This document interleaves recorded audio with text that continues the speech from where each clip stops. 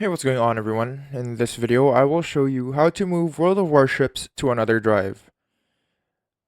I will show you the method using Steam, but if you're using the Wargaming launcher, it should be pretty similar. So, close your game and open up Steam.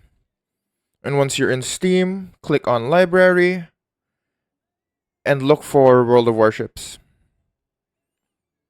Once you've found World of Warships, you right click on it, click on Properties, and once you're in Properties, we go to the left side here and look for installed files.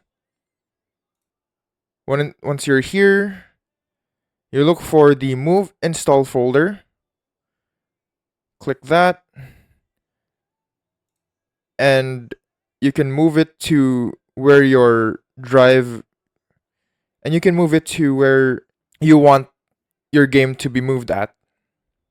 Once you click on that, click on Move, and it will go through the process of moving, so you'll just have to wait.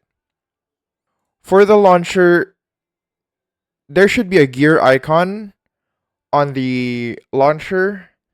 Find the game settings, choose move or change install location, select the new drive, and start the transfer. Don't interrupt the transfer or you may need to repair it. And that's it. That is how you move World of Warships to another drive.